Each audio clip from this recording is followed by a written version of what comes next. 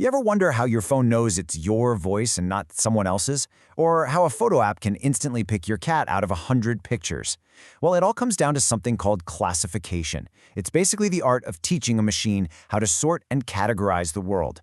This is one of the absolute cornerstones of machine learning, and it powers everything from spotting diseases to stopping fraud. So let's pull back the curtain and see exactly how it all works.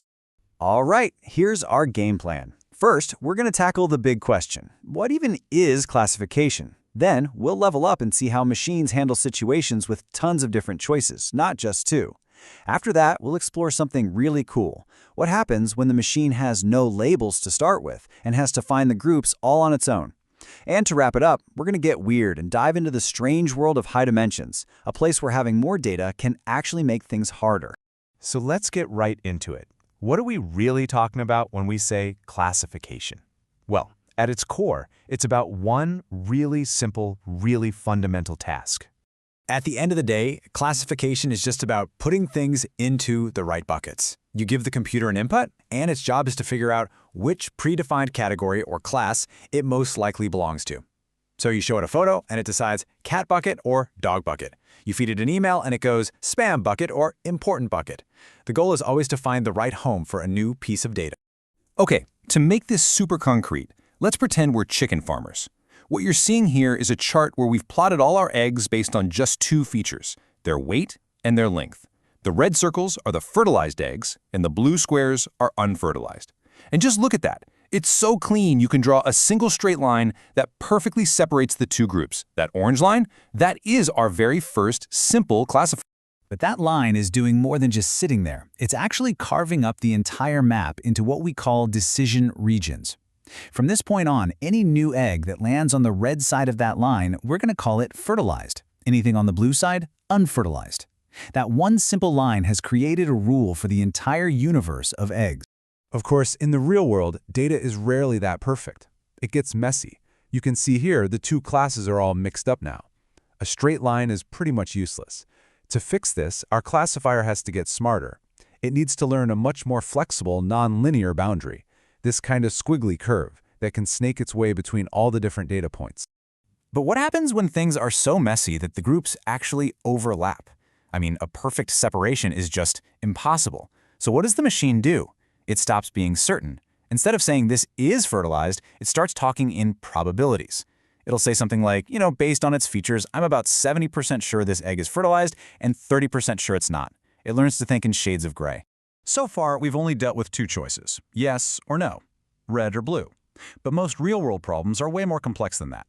So let's see what happens when we have to deal with a whole bunch of possible categories. Let's go back to our farm. It turns out there are actually three types of eggs: our valuable winners, the edible yolkers, and the unsafe quitters. Now, if you look at the graph, our classifier can't just draw one line anymore. It has to create three completely separate decision regions, one for each class. This is what we call multi-class classification. Now, trying to build one single, massive, complicated classifier that can handle dozens of categories all at once is, well, it's really, really hard. So, machine learning experts came up with a clever divide-and-conquer trick. They break that one huge problem down into a bunch of simple two-way choices. And the two most popular ways to do this are called one versus rest and one versus one. Let's start with one versus rest, or OVR. The logic here is actually pretty simple and elegant. For every single class, you build a tiny little classifier.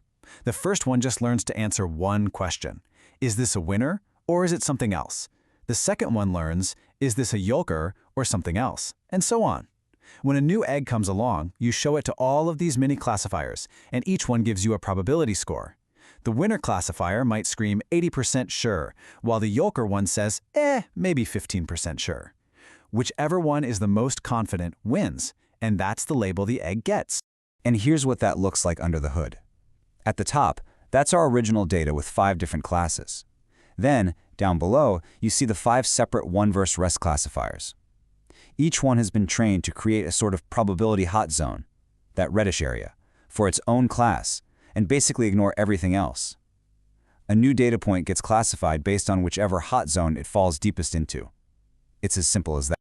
Okay, The other big strategy is 1v1 or OVO. The best way to think about this one is like a giant tournament. You build a separate classifier for every single possible head-to-head matchup. So one classifier just decides between winners and yokers. Another one decides between winners and quitters. Another one for yokers versus quitters. You get the idea. Each of these little battles results in one vote. So when a new egg shows up, it has to run this gauntlet.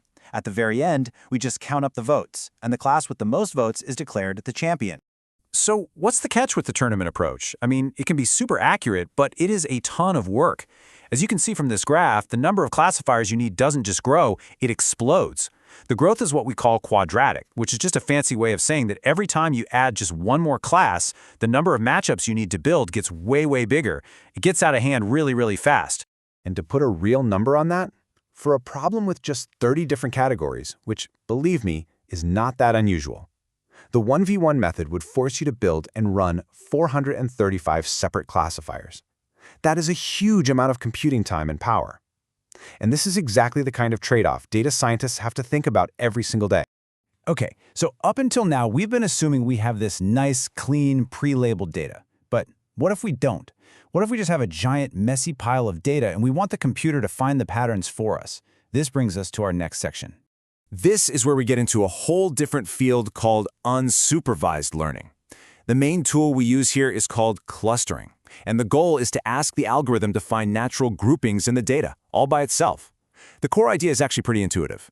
Points in the data that are close to each other probably belong to the same group. And as you can see, one of the most common ways to do this is with an algorithm called k-means. Now, with k-means, there is one big catch. You have to give it a hint. You, the human, have to tell it k, which is the number of clusters you want it to look for. Here, you can just eyeball the data and see there are about 5 distinct groups. So when we set k to 5, the algorithm does an amazing job and finds them perfectly. But look what happens if we get k wrong. If we tell it to find 2 groups, or 7, it just forces the data into the wrong buckets, either splitting up groups that belong together or lumping different ones into the same category. All right, for our last section, we're going into the deep end. We're going to talk about a strange paradox that lies at the very heart of machine learning, a place where our everyday, common sense intuition completely falls apart. It's called the curse of high dimensions. Let's start with a question that seems totally obvious. If we give our classifier more information, right, more features, like maybe adding the egg's color, its temperature, its humidity, that should make its job easier, shouldn't it? More data is always better, right? Well, weirdly enough, the answer is often no. And this is the core of the curse. Look at the image on the left. In just one dimension, like a number line, our 10 data points are all packed together pretty closely. The data is dense. Now look what happens on the right when we add just one more dimension to make a square. Those same 10 points are now spread super thin across a much, much larger area. The space becomes sparse. It's mostly empty. And when your data points are that far away from each other, it becomes incredibly hard for an algorithm to find a meaningful boundary, or even to figure out which points are neighbors. This geometric weirdness is a fantastic way to wrap your head around the problem. Just imagine a beach ball that fits perfectly inside a cardboard box. In our normal 3D world, that ball takes up a pretty good chunk of the box's space. But as this graph shows, as you keep adding dimensions, the volume of that ball, relative to the box around it, shrinks to almost nothing. In high dimensions, all the volume of the box gets pushed out into its corners, leaving the center effectively empty. And it gets even stranger than that. There's a famous mathematical paradox about packing a hyperorange inside a hyperbox. The math is pretty intense, but the result you see on this graph is just baffling. As you go up in dimensions, the math says that the orange starts to poke outside the box it's supposed to be packed inside of. It's a total paradox, and it just goes to show how completely useless our 3D intuition is in these bizarre high-dimensional spaces.